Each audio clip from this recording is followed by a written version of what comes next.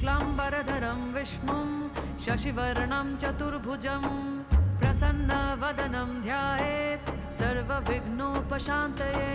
व्यासं वसिष्ठनप्तारं शक्तिः पौत्रमकल्मषं पराशरात्मजं वन्दे शुकतातं तपोनिधिं। व्यासाय विष्णुरूपाय व्यासरूपाय विष्णवे नमो वै ब्रह्मनिधये वासिष्ठाय नमो नमः। अविकाराय शुद्धाय नित्याय परमात्मने सदैकरूपरूपाय विष्णवे सर्वजिष्णवे यस्य स्मरणमात्रेण जन्म संसारबन्धनात् विमुच्यते। नमस्तस्मै विष्णवे प्रभविष्णवे। ॐ नमो विष्णवे प्रभविष्णवे। श्रीवैशम्पायन उवाच श्रुत्वा धर्म